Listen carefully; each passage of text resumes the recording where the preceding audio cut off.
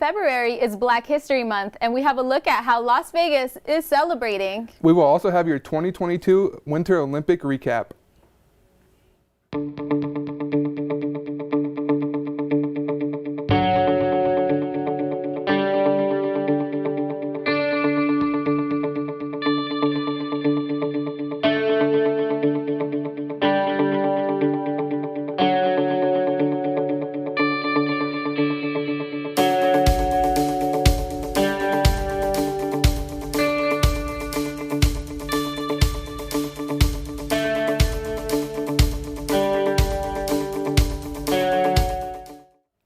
Welcome back to Studio G. Breaking news, President Biden addressed the nation last hour talking about U.S.'s plans to provide sanctions in regards to Russian invasion. He states that we have no intentions for fighting Russia. However, fighting for freedom does come with a cost. Welcome to Studio G. My name is Nik Ana. And I am Anna Meza. Thank you for joining us on our very first show of the semester. We're so excited to be here with you. Yeah, we're really excited. We have a great team. And talking about excitement, we'll take a look live right now at the Elvis Wedding Chapel on this Tuesday. That's Tuesday spelled T-W-O. Today's 2/22/22, and that has couples flocking to the altar to say I do. The Clark County Marriage Bureau even dubbed this February as Wedding Month because of 4 major wedding days. Those being today, also February 2nd, or 2/2/22, and yesterday, 2/21/22, and Valentine's Day, February 14th, of course. County officials have already awarded 5 million marriage licenses since being founded in 1909. Congratulations to all the happy couples. Can you believe there's been that many marriages? I believe it. People love coming here and getting married. I don't know why. Yeah. So February is also Black History Month, and Las Vegas attraction Cowabunga Bay has been celebrating all month long. Studio G reporter Justine Verestegi has more on the story. Black History Month is celebrated every February in the United States and Canada. Throughout this month, there are many events and programs that celebrate Black history and culture. One out of the many in Las Vegas is the Farmers Market at Cowabunga Bay. Many Black-owned businesses have pop-up shops to sell products, food, and much more. Jasmine Clary, part owner of Earthly Habits, shares her business alongside others to meet new customers. We knew we wanted to do crystals, and then we kind of got into making like the hand-whipped body butters, and then she makes the soaps, so it was like really great. We could pull it all together, bring it all together. It didn't work out at the time when she lived here, and so I decided to kind of keep it going, and this year just felt like the year. Although their business is small, Clary and her family continue to expand through social media and local events. She cherishes the ability to connect with the community and being a part of something bigger. Oh, it's very important and I'm also a veteran, so I'm like, okay, I'm a veteran and a Black-owned business, and I love to go out and support other Black-owned veteran businesses. So, and I definitely feel the support from the community, so I'm very thankful. It's very important. The importance of events like these are more for the people to come together and celebrate Black History Month. I really just enjoy being out here in the community and meeting people, and this is great. There's so many beautiful vendors out here, and I love connecting with the community, so thank you so much.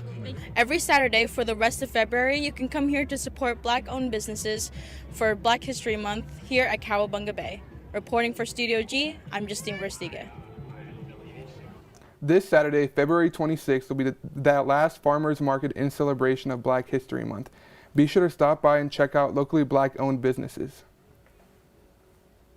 As travel begins to pick up, local attractions are reopening with new guidelines. Studio G reporter Brianna de Leon has more on the story. COVID-19 was a year-long and still current shock that many were not prepared for. As we return to normalcy, many local and beloved Las Vegas spots begin to open up once again. One of these notoriously being the Springs Preserve and Nevada State Museum located in southern Las Vegas. You'll see fossils, flora, fauna, artifacts from the Las Vegas Strip, casinos, and modern day art. Right now we are open Friday through Monday. We're open 9 to 4. We're hoping to change that someday soon. We'll be open 7 days a week. As more dates become available to visit the museum and preserve, starting ticketing prices begin at just below $10 for adults and under $5 for children aged 3 to 17. Masks are still required in indoor spaces such as a museum, and some indoor spaces still currently remain closed. You can currently buy tickets either online or in person at the ticketing booth. For a full list of upcoming events and to purchase tickets, visit springspreserve.org. Remington Arms has reached a settlement with the families of 5 adults and 4 children killed in the massacre at Sandy Hook Elementary School. The gun manufacturers agreed to pay $73 million to the families, this coming nearly 7 years after the initial filings. The families are asking for this settlement not to be the end of the discussion and to hold companies accountable for their parts in mass shootings in the United States. You're really in a situation that's very unique when you experience something like somebody being told they're getting a certain amount of money, a lot of money, and having that hurt.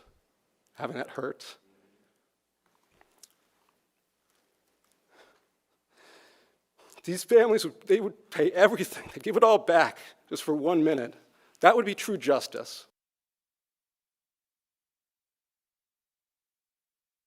Today marks an inflection point when our duty of care to our children as a society finally supersedes the bottom line of an industry that made such an atrocity as Sandy Hook possible to begin with.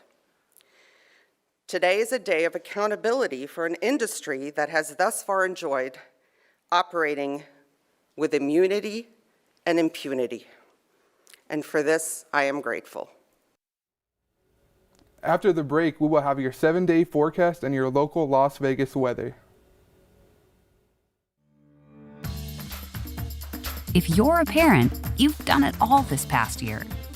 But the one thing you may not have done is take care of yourself. At Boys Town, we know that a parent's mental health is important too. Visit boystown.org/stressedout for great self-care tips for parents. You can even download an ebook to guide you and your family through self-care strategies, because healthy parents are key to happy families. I'm Matthew Guanga, and let's take a look at the weather. So right now we're gonna have a high of 58, and it's very windy. So your hair blows, it's everywhere. So 17 miles per hour. Now let's go look at the valley temperatures. So it's gonna be pretty low at Summerlin from 48. And then all across the board 50, and then when you're going down all the way south to Anthem, you got 49. And I'm blocking this. This is the Boulder City. Look at that, 51. Now, for the weather headlines, we have high speeds today. Like I mentioned, just wear your jacket, wear a hat maybe, but my hair, it doesn't flip because I know how to put it good. But, you know, the wind, very windy. Little to no rain. We're in the desert, of course, so very dry. Partly cloudy tonight, and you're going to expect some skies with clouds. So for our evening planner, let's take a look. 3 p.m., 58, 6 p.m., 54, and when we head into 9 p.m. to 12 a.m., you have 49 and dips down to 46. On campus, we have an expected high temperature of 52 degrees. That's high, that's low, 52, cold. Now, when we go to tomorrow morning, we're going to have 41 right here. This guy running 618, he woke up early. If you can wake up early, you can actually feel that breeze in your chest and your hair. Now, for our 7-day forecast, look at this, 52, 55, 58, 60, 63, and then we jump up on the weekday from 71 to 72.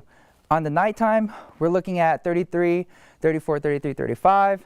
And then we bounce back up to 41, 45, and then on Tuesday, 49.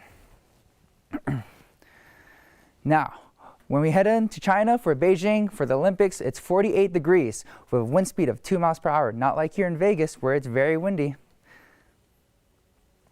All right, so for the game time temperature, it's going to be 55, and tip-off will be 7:35 p.m. Now, back to the desk.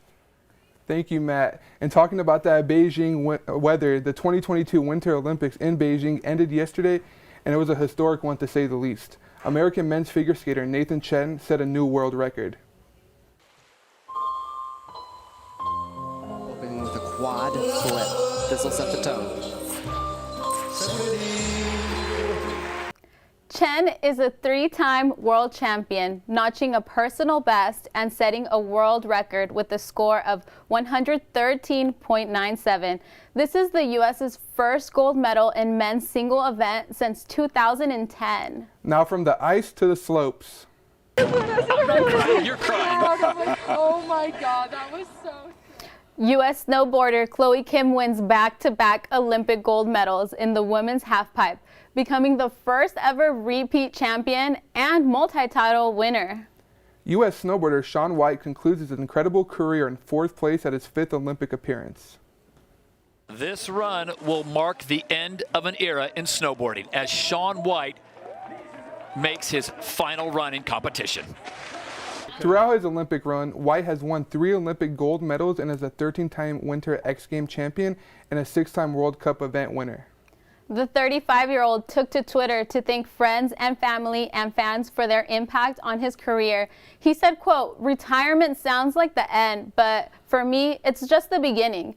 The future looks bright." Norway took top spot on the podium with 16 gold medals and a total of 37 medals. The Russian Olympic Committee finished second with 32 medals. Germany rounded out 3rd place with 27 medals, and Team USA finished in 5th place with 8 gold medals for a total of 25 medals overall. How was that Nathan Chen performance? It was beautiful, and I'll tell you what, if Shaun White would have landed that, he may have placed even higher in the top 3, I think. Yeah, I feel so good for Nathan Chen. He was 18 last Olympics and he got 5th. He fell really bad in his last race, so to win gold now and come back from that, it's amazing. It's like true American spirit right there. It really is, and he's so young, so I think we're going to see more from him. I hope so. So I have a question. Could true crime become the biggest form of entertainment? Coming up, I get the chance to talk with someone who is making a career out of true crime. My name is Blake. I received a heart transplant when I was 2 weeks old. I play defense for the Red Hot Tornadoes. Sometimes my heart starts pounding faster and faster as I go. I know I have someone else's heart inside me. It makes me feel happy because someone was generous enough to give me a second chance to live. This gift of life was made possible by an organ donor. Imagine what you could make possible. Sign up as an organ, eye, and tissue donor. Go to organdonor.gov. Chris Domine is a husband and a father. Chris is an athlete. Chris is even an Ironman. But 10 years ago, Chris was facing a very different story because his kidneys were failing. Basically, the doctor said, if you don't get a kidney transplant and if you don't do dialysis, you are going to die. Fortunately, Chris received a second chance at life, made possible by an organ donor. You know, your well-being changes, you know, from loss of hope to hope to better times ahead. More than 100 million people in America are registered organ, eye, and tissue donors. People of every age and ethnicity, because they believe it's the right thing to do. Imagine what you can make possible by leaving behind the gift of life. Learn more and sign up as an organ, eye, and tissue donor. Go to organdonor.gov. Kayla Laine is an associate producer for a true crime docuseries taking a different approach to entertainment. One of the things that is interesting about crime today is how it has integrated into entertainment. How much of this have you seen since you joined the industry? Hi, I'm Kayla. So I think that what I've seen since I've joined the industry is not so much a change in the demand for true crime as a form of entertainment, but more of the industry recognizing that it is so popular and such in demand from the audience. So I think the industry, the media industry, really grasping onto that. And now we have so many platforms with which to deliver that form of entertainment. I think that just inherent sense of voyeurism, for lack of a better term, is something that could be satisfied with these multiple platforms now. So we're seeing it popularized a lot. Thank you so much, Kayla, for that answer. And yes, I do believe that the industry has seen just how relevant crime is. Why do you think, though, that people are so entertained by crime today? So I think a lot of the times in these type of shows, you see a line of script that reads something like the unimaginable or the unthinkable. And that's, in my opinion, probably why people are so drawn to that. It's a deviation from a regular story arc that is always that element of surprise that comes with crime. So there is always a different story to be told, always a different way to tell it. And I think that's kind of the draw of that, just this unexpected, unfathomable story that keeps everybody on the edge of their seats the whole time. So I think there's just inherent entertainment in any crime story. Yes, I do agree with that. People just want to find out, what's going to happen next or what happened to this person. And, actually, there has been stats that say that women actually watch crime more so than men. Why do you think this is? Why do you think so many women tune into these crime shows? So I'm not sure that it's a specific demographic. I think, like you said, crime is entertainment is kind of taking this thing that is very taboo and a little bit spooky and making it more acceptable and digestible, because I think everyone has that curiosity. But when it is in the form of art, somehow we can deliver that to the audience and, hopefully do the story justice. But as far as women being interested, I think this is just a way of consuming these types of stories that's, acceptable and popular.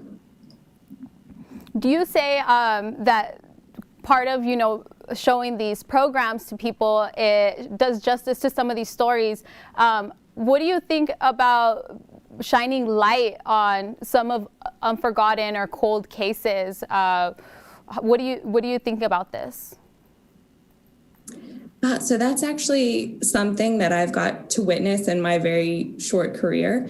And it is so rewarding to see that. A lot of the times there's this line between, are we bringing justice and honor to the story, to the victim, to the victim's family?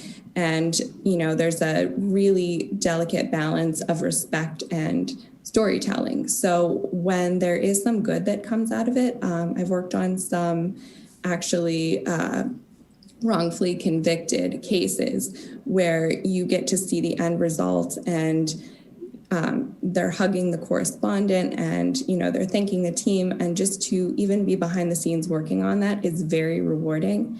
And I actually think that is a direction that a lot of entertainment crime shows or podcasts or documentaries are looking to take now, because there is some justice at the end that is not just a happy ending or a justified ending at the end of an hour episode. It's actually someone's life being changed. So I think bringing awareness to a lot of these cases is a big deal, and also pushing for advocacy and telling these stories is a very important thing.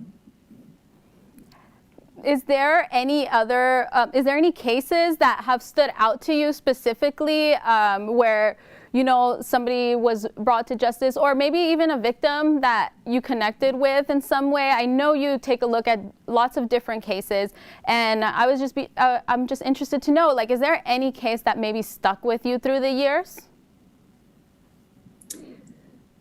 So all of the cases stick with me, actually. We in my team work very closely with everyone that we speak to, everyone that's involved, and a lot of the times it's very emotional. There is a professional element to this where the stories never leave you because you're always updating. These are real cases and real events, so there's always changes, and you always have to be following even after a show has, gone out to air. But the people that talk to you and watching these interviews and, speaking with them behind the scenes, I don't think there's one story that I've worked on that has left me emotionally. And I do keep tabs on all of the stories that I've worked on, just following up and, keeping track. So this is a career where you kind of have to manage your emotions and your, I guess, mental involvement, because you do have to get involved to tell the story, and it does never leave you. So I can definitely understand, Kayla, and your show and is so lucky to have you as a producer, because I can really tell that you do care about every single one of the victims or interviews that you've done for the stories. And I just want to thank you so much for joining us today through Zoom. It's wonderful that we have this technology and we can have someone such as yourself joining us. Yes, thank you so much. Rebel sports are heating up this week. When we come back, we will have more on what to expect this season. My name is Blake. I received a heart transplant when I was 2 weeks old. I play defense for the Red Hot Tornadoes. Sometimes my heart starts pounding like faster and faster as I go. I know I have someone else's heart inside me. It makes me feel happy because someone was generous enough to give me a second chance to live. This gift of life was made possible by an organ donor. Imagine what you could make possible. Sign up as an organ, eye, and tissue donor. Go to organdonor.gov. Chris Domine is a husband and a father. Chris is an athlete. Chris is even an Ironman. But 10 years ago, Chris was facing a very different story because his kidneys were failing. Basically, the doctor said, if you don't get a kidney transplant and if you don't do dialysis, you are going to die. Fortunately, Chris received a second chance at life, made possible by an organ donor. You know, your well-being changes, from loss of hope to hope to better times ahead. More than 100 million people in America are registered organ, eye, and tissue donors. People of every age and ethnicity, because they believe it's the right thing to do. Imagine what you could make possible by leaving behind the gift of life. Learn more and sign up as an organ, eye, and tissue donor. Go to organdonor.gov. The UNLV baseball season is underway, and I had the chance to talk with them on their goals for this upcoming season. Experience, health, and dedication were the words echoed around Earl E. Wilson Stadium during UNLV baseball's media day. The hustling Rebels have now won a conference championship in 8 years, and this season's squad is trying to change that. The squad is very talented. Experts predict that UNLV will finish in the top 3 in the Mountain West. Part of this is because they have Edarian Williams and Eric Bijani, who are both rated top 50 in their positions nationally. The coaches are hoping to rely on the talent of all of their guys, but also on the leadership of their older players. They're all old, so they've all been there, done that. These guys are 22, 23 years old. It's kind of just developing a culture in the clubhouse. Veteran leadership is something UNLV is very keen on, but they know they can't suffer as many injuries as they did last season if they want to have a successful season. The biggest thing we have to do is trying to stay healthy with our team. We had a couple injuries that hurt us last year, so as long as we stay healthy and be consistent throughout the whole year, we're definitely going to be fine. UNLV Men's Baseball Media Day is wrapping up. I'm surrounded here by a lot of fans, and all of the fans in the building are excited for the Rebels to start their season. Reporting for Studio G, I'm Nicholas Todorovich. The Rebels are hoping for a season of good health in pursuit of their first Mountain West Conference championship since 2014. Over the weekend, the Rebels played against Michigan State and lost the 4-game series. Rapper Kanye West's album Donda 2 drops today, and most are actually disappointed that it won't be available on traditional streaming platforms. Kanye West's Donda 2 album, which was set to be released on 2/22/22, will only be available via the stem player, a music playing device. In an Instagram announcement, West revealed that his new music will not be available on Apple, Amazon, Spotify, or YouTube. Videos on social media reveal that users of the stem player will be able to adjust audio features on the device to create their own versions of West's music. The device website is already taking orders for those who would like the opportunity to listen to the artist's latest album.